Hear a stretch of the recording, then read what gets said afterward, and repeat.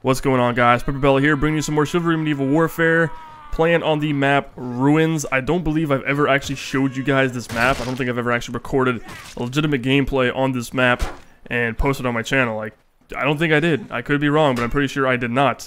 But anyway, this is one of my favorite maps in the game, hands down, just because it looks so pleasing to the eye. It's kind of like tropical desert-ish type thing with a nice stream going through it, and like one half of the map is completely in ruins, and that belongs to the Mason Order, and then the other half is all like paradise, and that belongs to the, the fruity Agathian Knights. But yeah, and there's a lot of vertical gameplay and all that kind of cool stuff, and really cool places to do, battle it out, like you can see right here. And of course, I'm rocking my mace and shield man-at-arms class because I just pwn with this thing, like you just seen. I just melt face with it. Brain matter, I eat it. I eat the brain matter because that's what I do. I like to kill people with a mace, make it as gory and messy as possible, and then occasionally die like that. Which, that's the inevitability of this game. It's almost impossible not to die because people can just sneak up on, especially in free-for-all. Free-for-all is kind of that game type where you get kind of poked in the bum hole with like long-range halberds and stuff, or like a javelin or some douchey archer hiding in the bushes, which you can actually do in this. But yeah, there's a lot of cool things in this map, and that's that. There's nowhere else to go with that topic or anything to say more further about that. And to end a rant, I'm going to start talking about the new announcements that Torn Banners has made for the game, which is going to be all this amazing content coming late in January, which I am pretty stoked for. I mean, new maps, new weapons, rebalancing issues, more optimization for the game so it runs nice and smooth for you guys that don't have the bomb diggity machinery of computer tech that is kind of expensive but totally worth it if you're a huge avid PC gamer.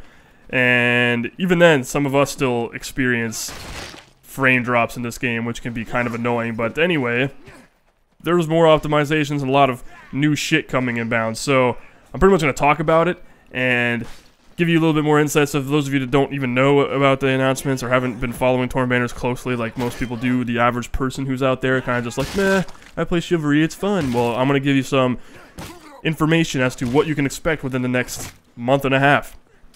So, since Kickstarter rewards, or the Kickstarter stretch goal has been met, they are adding new weapons, and they're adding duel mode. Duel mode is one of the major things that most people have been looking for. It allows you to continually fight people one-on-one without the risk of any interruptions. So it's not going to be like going into a free-for-all, and you're sitting there like, alright, let's duke it out, man. Like, spash your shields together, signaling the fight. And then some asshole that just comes in with his fist, starts like fisting you in the ass from like across the map or something, just runs up to you, starts beating you up while you guys are in the middle of your fight. You're not gonna have to worry about that shit anymore. It's gonna be more like a personal thing.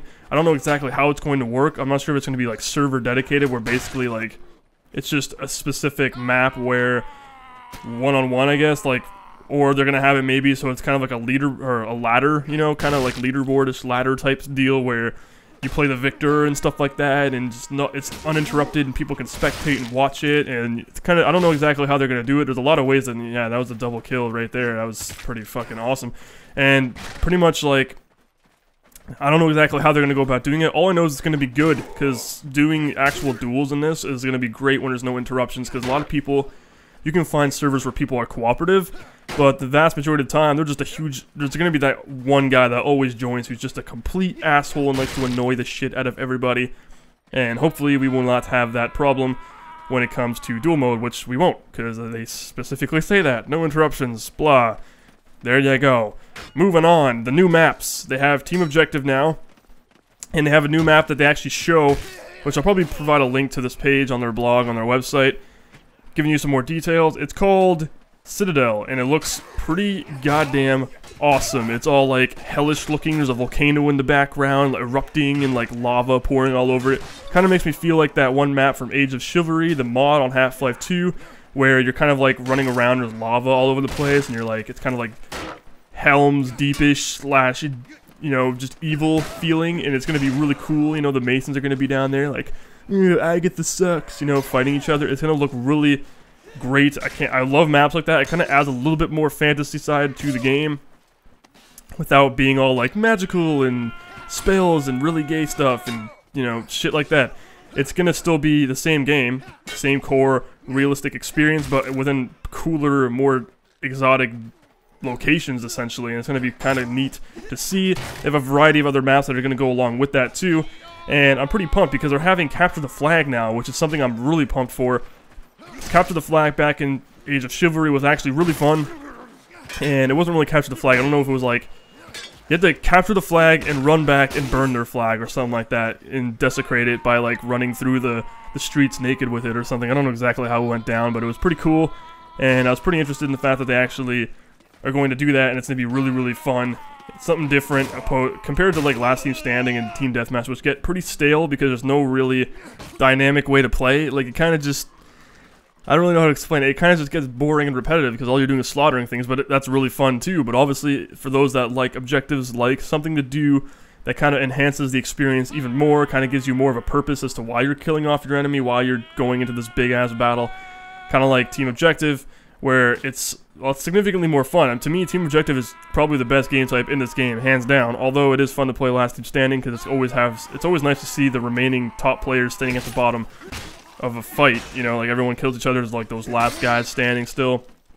Usually the dominating team will just slaughter off the other team, which kind of gets like, okay, you know, this is ridiculous, it's not really fair kind of thing.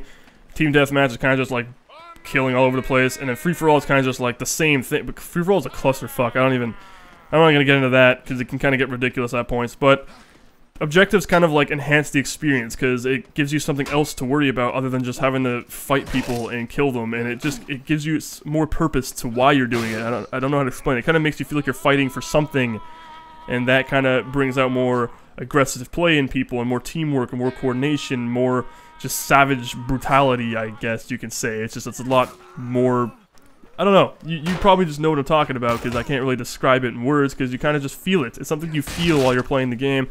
And Capture the Flag is going to be something kind of neat because there's going to be that guy that grabs the flag running around with it, and people are going to want to kill the shit out of that guy, and I don't know, it's going to be kind of cool to try to chase him down and try to kill him. And I'm wondering if they're going to make it so you pick it up and you still have your weapons available, or maybe you pick it up and you can use it as like a spear kind of stabbing it with it. I don't know exactly what they're going to do with the flag. We shall see whenever the gameplay, or the game type, is released later in January. Now, of course, there is new weapons as well. They have the flail, which a lot of people are super stoked for, and by judging by the picture you can see on that post, which I'll put in the description, you can probably tell that it is indeed a knight's weapon, so you're not going to see a man at arms running around with it. Perhaps, I don't know, it might be available for some of the lighter classes, but it looks like to me that the knight's going to be the one that mainly has it, which seems kind of smart. It seems ethical to me. It doesn't seem like something that's a little bit stupid. Like, I don't see, like, I wouldn't picture an archer running around with it, you know what I mean? Like, it makes sense that a knight would have it, because also in the original Age of Chivalry mod, it was only the knight that had the flail. So basically what I'm saying is we shall see how it turns out. They also have the pole hammer, and I think they also say that they're planning on having other weapons. Those are just the main ones that they're talking about that most people were excited for, but they are going to have quite a bit of other weapons included in the update coming late January. Now, for those of you that are like me and are super in love with this game for its awesome gore factor, you know, like destroying things and seeing heads pop off and brain matter splat all over the wall and shit like that, they're going to be adding significantly more gore kind of sliders to the game. So they're going to have pretty much blood decals painting on the ground. So say the player is like hit, instead of it just kind of being like, oh, his head explodes and there's no blood. Like, a lot of people were kind of complaining how your head explodes, blood spews all over the place, shit like that, but there's no puddle of blood under the corpses and it doesn't make any sense. They're pretty much going to have that now. They're going to have it so like your blood will fly and paint all over the terrain, all over the environment around you. It'll like splatter on walls and shit. It's going to look much better, way more gruesome. It's going to be awesome. I'm pretty stoked for it. I can't wait to like make people drown in a pool of their own blood.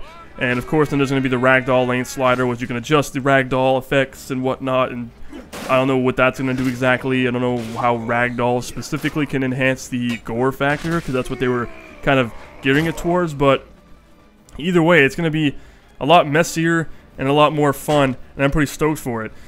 So yeah, video's coming to an end. I hope you guys enjoyed the video. Please remember to rate the video, comment the video, and subscribe if you want to see more in the future. If you guys haven't followed me on Twitter, you probably have no idea about this, but I have my Mason Order t-shirt.